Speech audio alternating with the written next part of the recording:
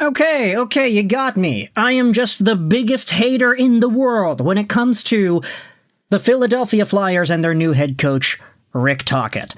A guy who surprised many Vancouver Canucks fans and players when he decided to leave the Canucks this previous off-season. And you can debate whether or not the word quit is appropriate here, but based off of some of the comments made by Thatcher Demko and some of the other folks around the Canucks bubble, it was quite the shock when Rick Tocchet decided to leave Vancouver for Philadelphia. But now, I wanted to dive into some really interesting talking points about the Philadelphia Flyers, how Rick Tocchet has been coaching this team, as well as get into some extra commentary from head coach Adam Foote as to the Vancouver Canucks' plans and how they look heading into today's final preseason game. The Canucks are going to be playing off against, who do they got? The Oilers? Is that correct? Yeah, it is. The Edmonton Oilers. And I will try to get my hands on a proper stream to watch the game. But let's talk about the Rick Tocchet stuff first and foremost. I wanted to turn your attention over to this post made on the R Canucks subreddit by Talkin' Trash 1118.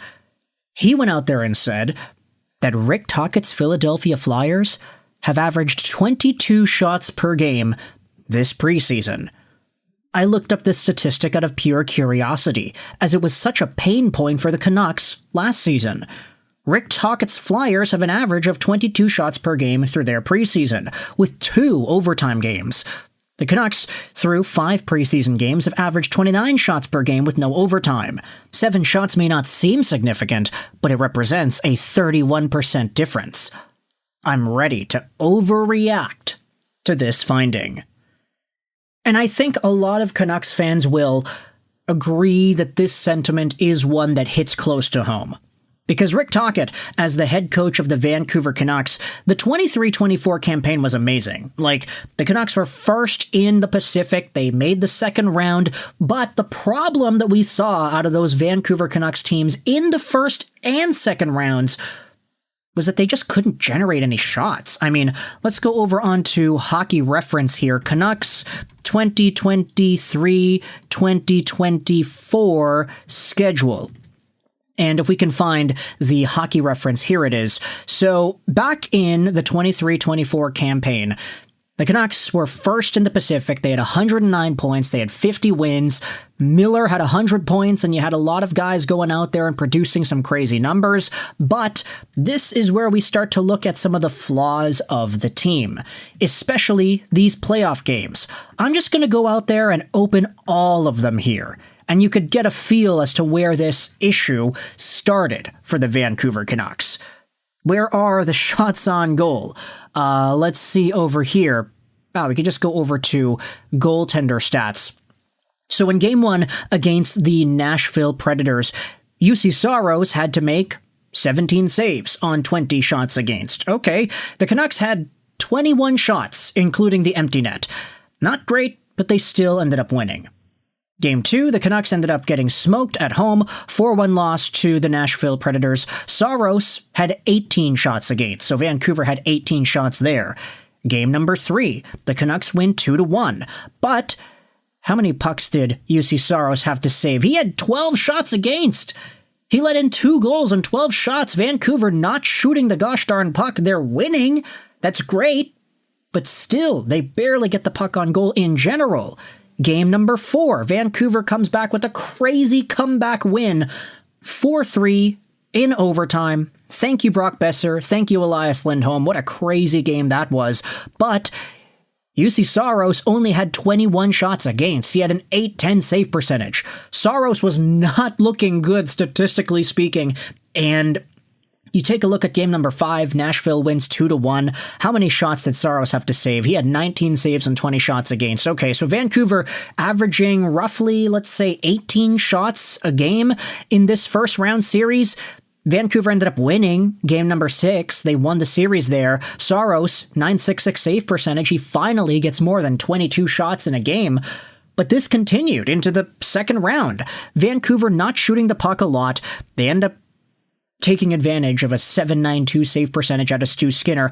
This happened throughout the majority of the games in the playoffs, and Rick Tocchet hockey was the culprit, where this gosh darn team wouldn't find ways to shoot the puck, despite the fact that they played with pace and they wanted to dictate the game with the control that they had.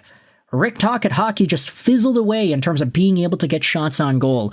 And for Vancouver right now, thinking about what Adam Foote has got these guys doing, the game plan with the Foote situation, I mean, this really does seem very different from the way Rick Tocchet coached the Canucks. And now we're starting to wonder if the Philadelphia Flyers are going to suffer from some of the same symptoms here. Some of the comments go out there and say, oh, I am ready for the Foote era for the Vancouver Canucks. This is early Rick Tocchet for the Philadelphia Flyers. It's the peak of their offense.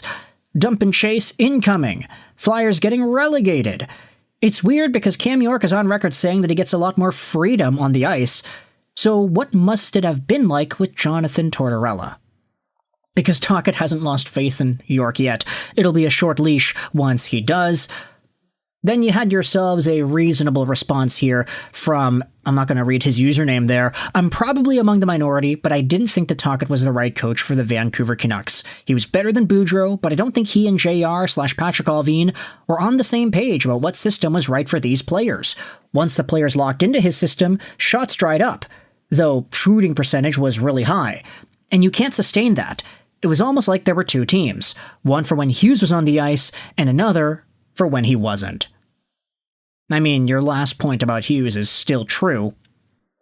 Now, with all this in mind, talking about Tocchet and the Flyers, I wanted to shift gears and talk about Adam Foote just for a little bit here, because he did have a really interesting interview at UBC yesterday that had some intriguing notes. Big shout out over to Canucks News Summaries, who went out there and summarized a lot of what Foote had to say yesterday before today's preseason game.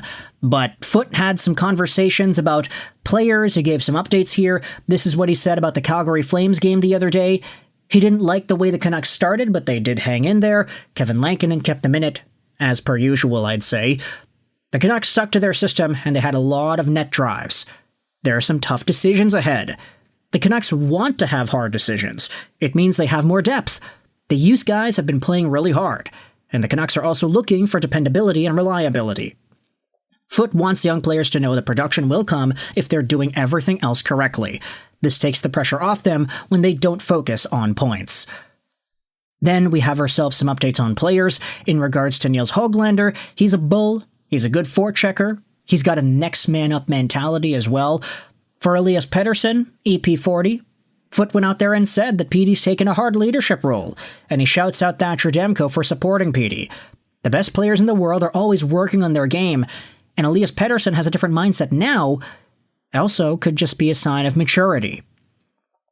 Then in regards to Derek Forbort, Foote wants him to play in the home opener, but he won't play on Friday. They brought him back one day too soon earlier in camp as well. Speaking on injuries, Pierre-Olivier Joseph sustained a groin injury at the end of last practice. It is just a tweak, but he can't play for the Canucks right now. Evander Kane, also some stuff about him. Adam Foote didn't want Kane playing in Calgary after being an Oiler, and he says that Kane probably would have played if they were facing a different team. Foote doesn't mind Kane starting practices slowly because he gets his legs as the practice continues. And then in regards to the final roster, he calls the team on Friday pretty full, and Edmonton is going to probably play their full team too. The Canucks want about 90% of their regular team playing on Friday. Maybe there are a few guys that can skip the game as a maintenance day, and the Canucks are also very concerned about the condensed season. Less preseason games, more regular season games, especially now we have ourselves the Olympic break, which is going to mess up the entire timing of things. So while 84 games is not the standard yet, this is slowly going to become the norm around the National Hockey League. And ultimately, these are some pretty good notes, I'd say. So I wanted to dive into these here in this video. With that in mind, I want you to let me know your thoughts in the comment section below. Firstly, how do you feel about Rick Tocchet hockey being brought out in Philadelphia? 22 shots per game on average. Shades of the Vancouver Canucks playoff series. A? And how do you feel about Adam Foote and the way he's been talking about some of the Canucks roster movement as well? If you enjoyed this video at any point, feel free to hit the like button. If you did not, then hey, please click that dislike button. Comments help out with the algorithm. They are very greatly appreciated, so get your thoughts in the comment section below. I hope you enjoyed this video. Sign on, and bye.